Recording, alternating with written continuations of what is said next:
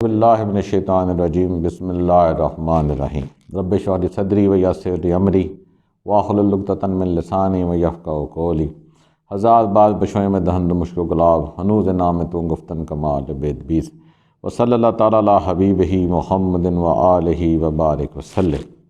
تمام دیکھنے اور سننے والوں کو ڈاکٹر شاہ محمد منصور احمد خراسانی کی طرف سے السلام علیکم ورحمۃ اللہ وبرکاتہ۔ اصل میں آج کل جو حالات ملک کے ہیں، دنیا کے ہیں، تو بہت سارے لوگ سوال جواب کر رہے تھے، تو کہہ رہے تھے کہ میں اس کے بارے میں مکمل بریف کریں تھوڑا بہت۔ تو اس لیے آج کی جو ویڈیو ہے وہ اس موضوع پہ ہے کہ کیا ہونے جا رہا ہے، یعنی کہ جو یہ کنڈیشن ہے یہ کس طرف آپ کو لے کے جا رہی ہے۔ اس میں ایک بات ذہن میں رکھیں، یہ کوئی علم نجوم نہیں ہے، یہ ایک انالیسس ہے جس کی بنیاد احادیث رسول صلی اللہ علیہ وآلہ وسلم ہے۔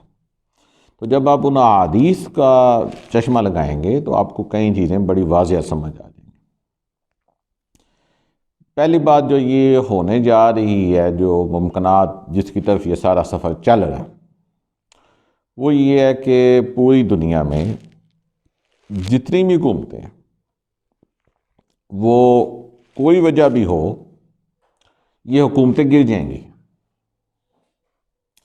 یعنی کہ عوام کو اس حد تک تنگ کر دیا جائے گا کہ وہ خود کھڑے ہو کے اپنی حکومتیں گرا دیں، اور ہر ملک میں، ہر دنیا کے ہر علاقے میں ایک انارکی پھیل جائے، ایک خانہ جنگی شروع ہو جائے۔ کیونکہ جو مین جو دور فتن کی حدیث بتا رہی ہیں، کوئی ایک ایسا زمانہ ہے جس میں آپ یہ جو بارڈرز ہیں، یہ جو باؤنڈریز ہیں، یہ جو ویزا اور یہ جو امیگریشن اور یہ سارا کچھ ہے، یہ ختم ہونے والا ہے۔ تو یہ سارا کچھ جو ہے اس نظریے میں جا رہا ہے کہ یا ملکوں میں خانہ جنگی ہو جائے، یا ملک ایک دوسرے پہ حملہ کر کے ایک دوسرے کی حکومتوں کو گرا دیں، ان کے نظام کو، انفراسٹرکچر کو توڑ دیں۔ نتیجہ یہ ہوگا کہ جو عوام، جو لوگ ہیں، ان کے اوپر جو ایک رہنمائی ہے، جو ان کو کنٹرول ہے، وہ ختم ہو جائے گا۔ تو جس کی لاٹھی اس کی بھینس کا قانون بن جائے گا، ہے تو اب بھی وہ، لیکن وہ ایک سسٹم کے انڈر ہے، چاہے وہ ایک ظالمانہ سسٹم ہے، چاہے وہ ایک جاہلانہ سسٹم ہے، لیکن وہ اس کے اندر ہے۔ آپ کچھ لوگ کچھ چیزوں کو کنٹرول کرتے ہیں، آپ ان بندوں کے ذریعے اس معاملے کو بدل سکتے ہیں۔ لیکن اگر یہ سسٹم نہ رہا، اگر یہ کنٹرول نہ رہا، تو ہر بندہ ہی اٹھ کے کھڑا ہو جائے گا۔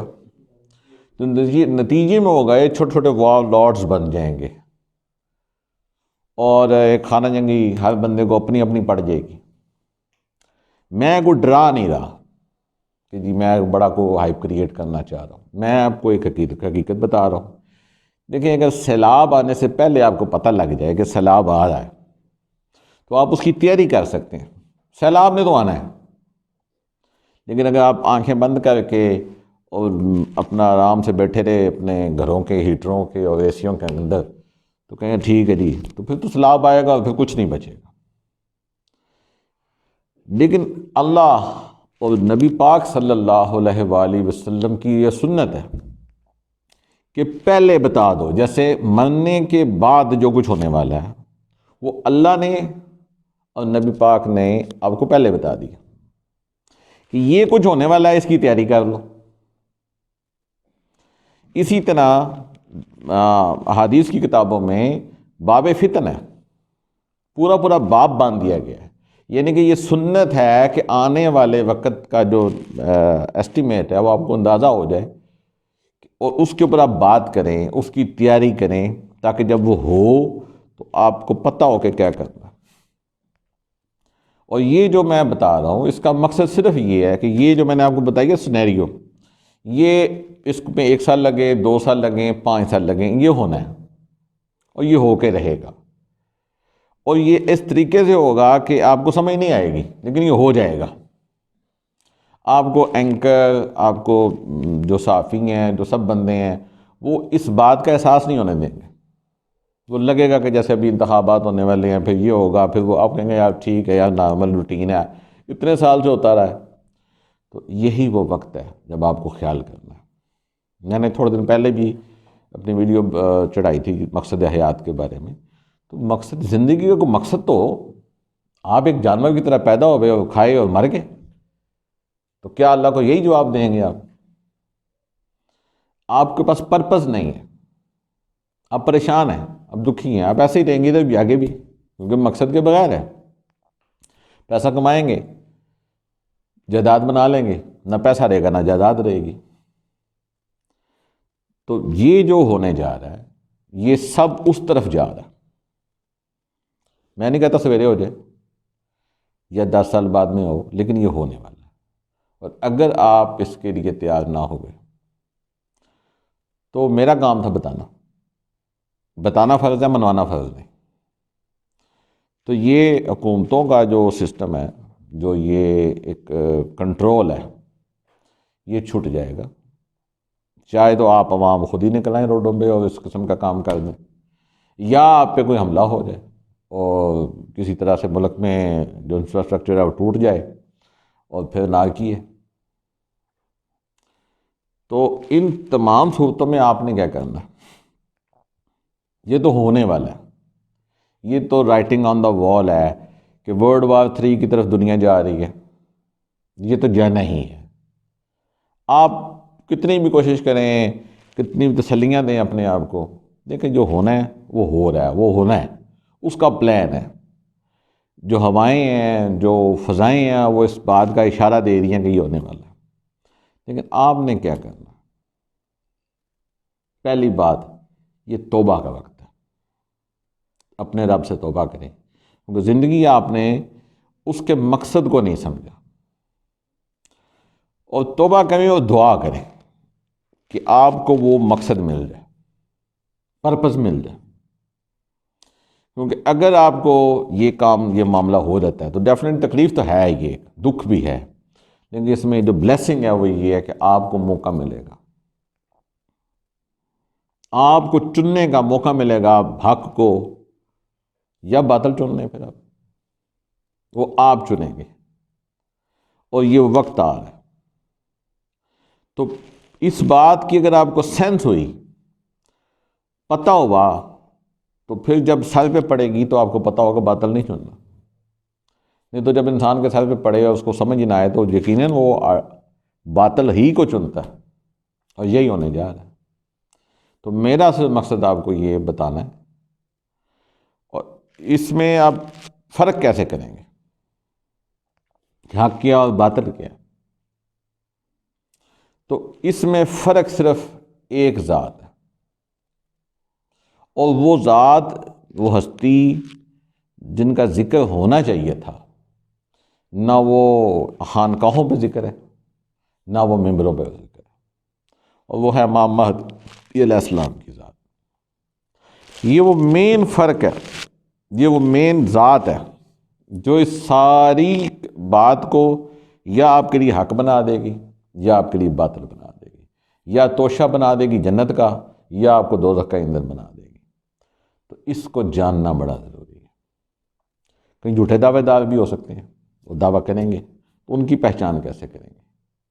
تو یہ آپ کو وہ دور فتن کی احادیث ہیں، ان کو اسٹڈی کریں یا ان بندوں سے ملیں جن کے پاس اس کا نالج ہے، اسپیسیفک نالج.